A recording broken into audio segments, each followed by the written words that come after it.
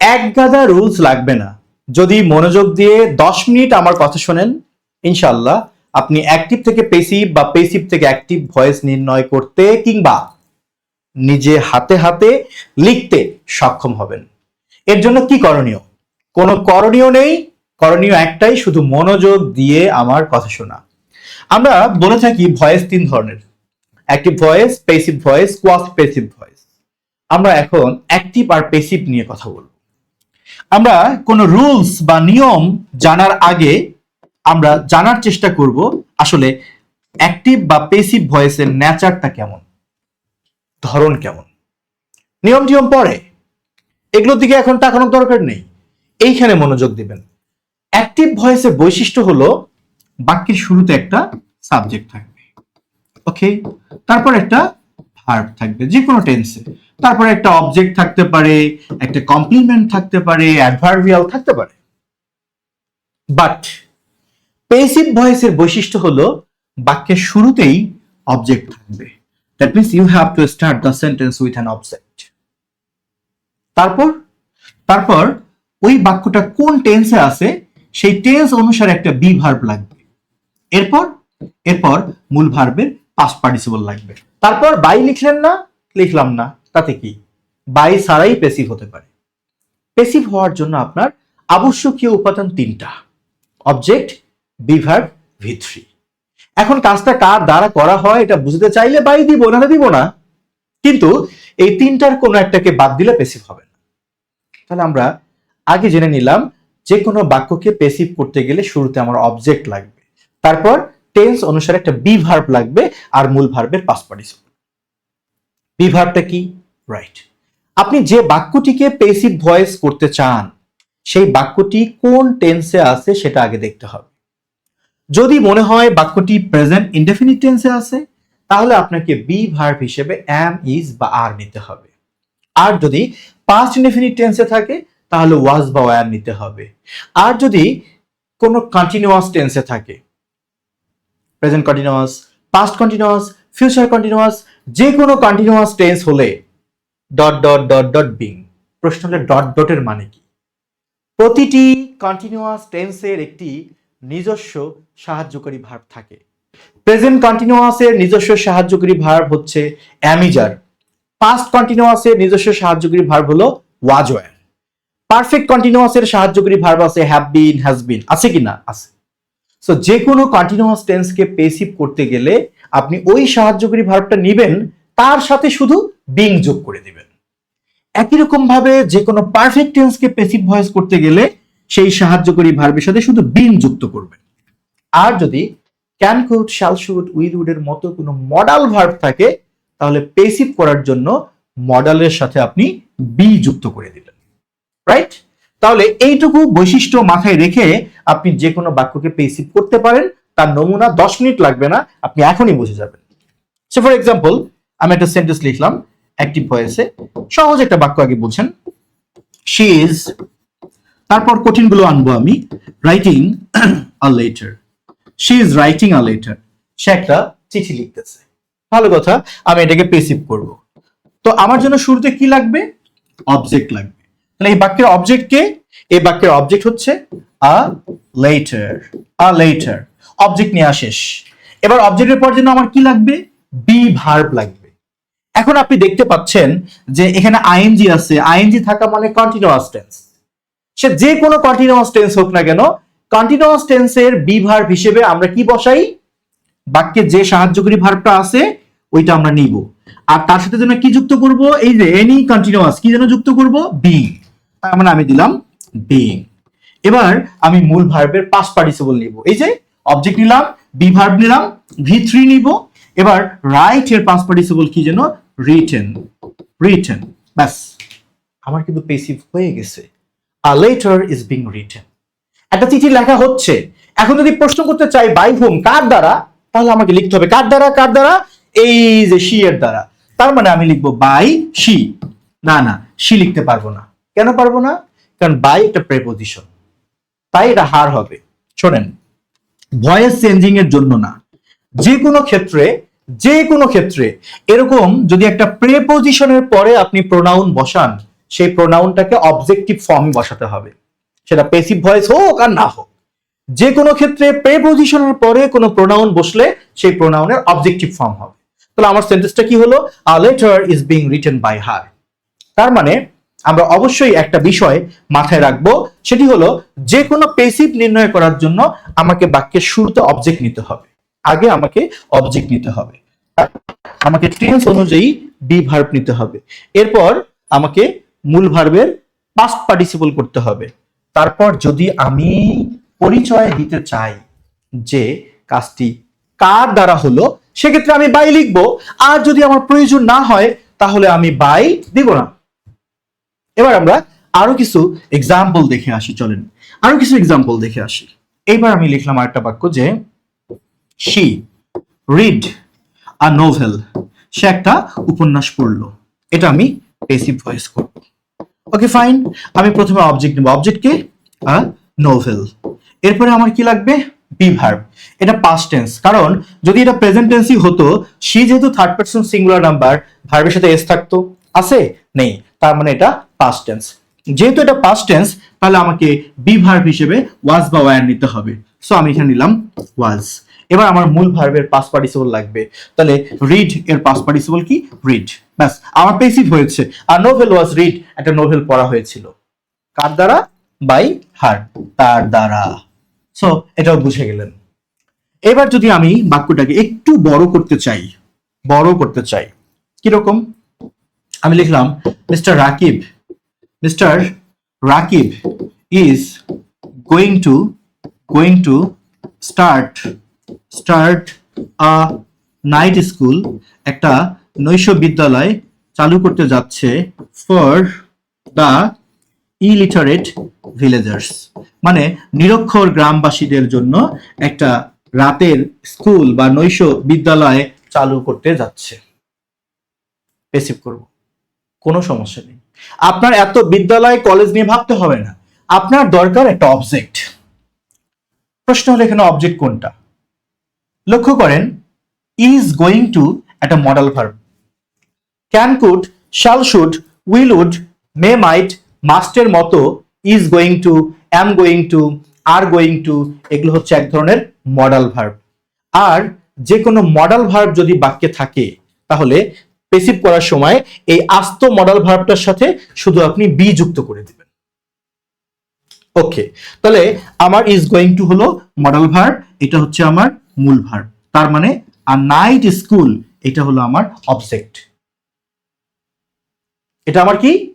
Object. এখন passive করতে গেলে আমার শুরুতে কি লাগবে? অবজেক্ট লাগবে। তো আমি অবজেক্ট হিসেবে নিয়ে আসলাম আ নাইট স্কুল। এবার বি ভার্ব লাগবে। আমার জানা আছে যে কোনো মডেল ভার্বকে প্যাসিভ করতে গেলে এই মডেলের সাথে আমি শুধু বি যুক্ত করে দেব। হয়ে গেল ইজ গোয়িং টু বি। এবার V3 ভার্বের পাস্ট পার্টিসিপল, ভার্বটাকে স্টার্টের পাস্ট পার্টিসিপল কি? স্টার্টেড। এরপরে আমি কি করব? কার দ্বারা কাজটা হয়েছে? বাই মিস্টার রাকিব, আমি লিখে দিব। শেষ। এখন প্রশ্ন হলো, তাহলে বাকি অংশটুকু কি হবে? এই যে ফর থেকে এই পর্যন্ত কি হবে? আপনার অবজেক্ট বি ভার্ব V3 নেয়ার পর বাক্যে অবশিষ্ট যা কিছু থাকবে সেটা আপনি বসাবেন দুইটা স্থানে, হয় একদম বাক্যের শেষে অথবা মূল ভার্বের পাস্ট পার্টিসিপলের পরে।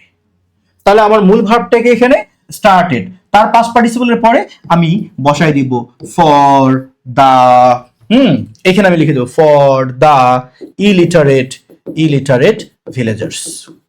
তাহলে আমার আরেকবার কথাটুকু মনোযোগ দিয়ে স্ক্রিন থেকে তাকিয়ে আমার কথা শুধু শুনবেন। যে কোনো বাক্যকে যদি আপনি প্যাসিভ করতে যান, আপনাকে সবার আগে শুরুতে নিতে হবে অবজেক্ট। অবজেক্টের পরে সেই বাক্যটি কোন টেন্সে আছে সেটা দেখে আপনাকে একটা বি ভার্ব নিতে হবে। তারপর মূল ভার্বের পাস্ট পার্টিসিপল নিয়ে আপনি কাজটা কার দ্বারা করা হয়েছে সেটা বলবেন। আর যদি লক্ষ্য করেন যে ওই বাক্যে এর বাইরেও আরো অতিরিক্ত অংশ আছে, সেক্ষেত্রে সেই অতিরিক্ত অংশগুলোকে আপনি দুইটি স্থানে ব্যবহার করতে পারবেন। এক হচ্ছে মূল ভার্বের পরে কিংবা বাক্যের শেষে। তবে মূল ভার্বের পরে ব্যবহার করাই উত্তম। সুন্দর একটা বাক্য হলো না? A night school is going to be started for the illiterate villagers by Mr. Rakib। অথবা A night school is going to be started by Mr. Rakib for the illiterate villagers। এভাবে যে কোনো বাক্যকে অ্যাক্টিভ থেকে passive voice নির্ণয় করা সম্ভব। আপনি হয়তো ভাবছেন ইন্ট্রোগেটিভ সেন্টেন্সকে প্যাসিভ করব কিভাবে, তাই তো? কোনো ভয় নেই, নিয়ম ওইটাই। কোনটা? শুরুতে অবজেক্ট, তারপর বি ভার্ব, তারপর V3, এটা দিয়ে আপনি ইন্ট্রোগেটিভ সেন্টেন্সকেও প্যাসিভ করতে পারবেন। বিশ্বাস হচ্ছে না, তাই তো? মনোযোগ দেন। আমি একটা বাক্য লিখি, লক্ষ্য করেন। আমি লিখলাম যে ডু ইউ লাইক মি, তুমি কি আমাকে পছন্দ করো? এটা আপনি প্যাসিভ করবেন, কোনো সমস্যা নেই, কোনো সমস্যা নেই। এখন আমি কি করব? আমি এগুলো কাউকে চিনি না, আমি চিনি আগে আমার অবজেক্ট দরকার। লাইক যদি ভার্ব হয় তাহলে আমার অবজেক্টটাকে মি, আমি অবজেক্টটাকে সাবজেক্ট হিসেবে নিব, তাহলে মিটা হয়ে গেল কি? আই। এবার আমার টেন্স অনুযায়ী একটা বি ভার্ব লাগবে। দুটা কোন টেন্স? Present tense. আর প্রেজেন্ট ইনডেফিনিট টেন্সের বি ভার্ব কি? এম, ইজ অথবা আর। তো আই এর সাথে তো এম হয়, সো আমি এম দিলাম।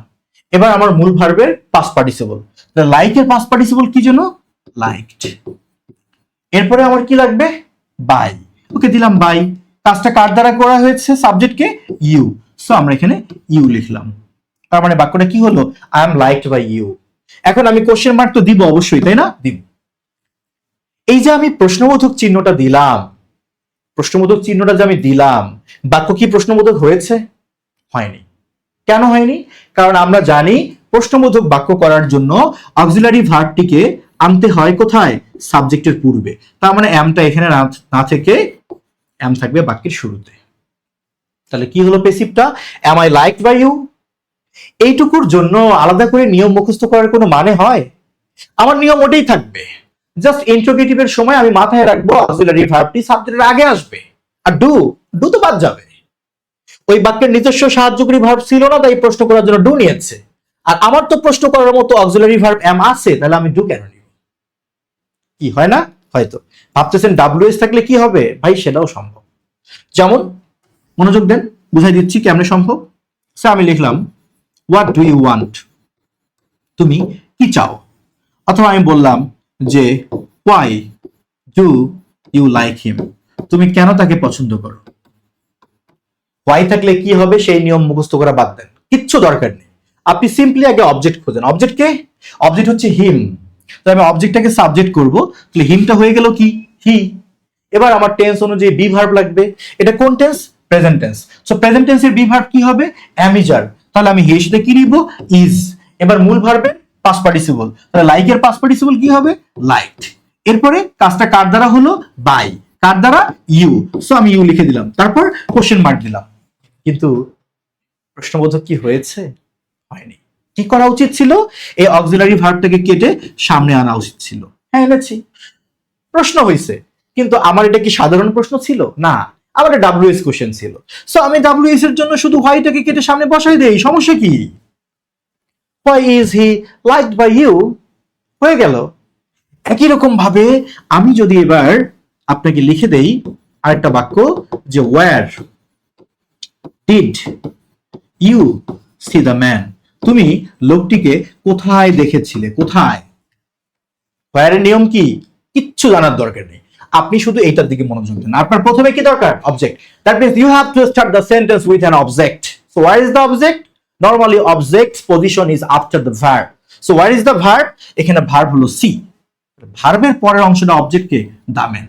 আমি আগে অবজেক্টকে নিয়ে আসলাম, দেন অবজেক্টের পরে আমার কি লাগবে? Be verb. এখানে ডিড আছে, এটা কোন টেন্স? পাস্ট। তাহলে পাস্ট টেন্সের জন্য বি ভার্ব কি হবে? কি হবে? ওয়াজ বা ওয়্যার। তাহলে দা ম্যানের সাথে ওয়াজ হবে। এরপরে V3 ভার্বের পাস্ট পার্টিসিপল, সি এর পাস্ট পার্টিসিপল কি? সিন। তারপরে বাই, কাজটা কার দ্বারা হয়? ইউ। সো আমি ইউ দিলাম। এবার আমি কোশ্চেন মার্ক দিব। কিন্তু প্রশ্নবোধক কি হয়েছে? হয়নি তো। তাহলে কি করা উচিত? অক্সিলারি ভার্বটাকে কেটে সামনে আনা উচিত। তার মানে ওয়াজটা আসলে সামনে থাকবে। আর এটা যেহেতু ডাব্লিউএস কোশ্চেন ছিল, সো ডাব্লিউএস ওয়ার্ডটা যা আছে আমি তাই বসাই দিব। Where was the man seen by you? বুঝলেন? কি বলবেন? আরো বাই ছাড়াও তো আরো অন্য প্রিপজিশন বসে, তাই তো? হু দিয়ে একটা এক্সাম্পল দেন, তাই তো? হুম দিয়ে একটা এক্সাম্পল দেন, তাই তো? ইম্পারেটিভ সেন্টেন্সের প্যাসিভ কি হবে বুঝাবেন না? সব বুঝাবো। কিন্তু আগে বলেন, আমি কি এতটুকু বোঝাতে পারছি যে যত রুলস মুখস্থ করেন এতগুলোর প্রয়োজন হয় না? আপনি যদি বেসিকটুকু বুঝেন যে একটা প্রিন্সিপের স্ট্রাকচারের জন্য মৌলিক উপাদান কোনটুকু, তাহলে আপনি কিন্তু অনেক রুলস মুখস্থ না করেও আনন্দের সাথে প্যাসিভ করতে পারবেন, অ্যাক্টিভ করতে পারবেন। আজকের লেসনে আসলে আমার উদ্দেশ্য ছিল আপনাকে 10 মিনিটেই ভয়েস চেঞ্জিং এর যে মেথড সেটা আপনাকে বোঝানো। আমি দৃঢ়ভাবে বিশ্বাস করি active passive, passive active, quasi passive সম্পর্কে পুরোপুরি একদম A to Z জানার জন্য সময়ের প্রয়োজন। পাশাপাশি আমি এটা প্রমাণ করে দিয়েছি 10 মিনিটে ভয়েসের মৌলিক বিষয় শেখা সম্ভব। আমরা নিশ্চয়ই আমাদের অ্যাডভান্স লেভেলের আলোচনা আমরা আমাদের পরবর্তী ক্লাসে শিখব, যেখানে আমরা বিগত বছরের প্রশ্ন ব্যাখ্যা সহ সমাধান সহ আরো ডিটেইলস আলোচনা করব। অ্যাসার্টিভ সেন্টেন্সের ক্ষেত্রে প্যাসিভ হবে কেমন, ডাবল অবজেক্ট থাকলে প্যাসিভ হবে কেমন, রিফ্লেক্সিভ প্রোনাউন থাকলে প্যাসিভ হবে কেমন, বাই বাদে কখন অন্যান্য প্রেপোজিশন ব্যবহার হয়, ইন্টারোগেটিভ সেন্টেন্সের ক্ষেত্রে প্যাসিভ কেমন হবে, অ্যাটলিস্ট হু থাকলে বাই হুম হয়, এরকম ফালতু নিয়ম আমি শেখাবো না। নিয়ম একটাই, জাস্ট কৌশলগুলো বোঝা।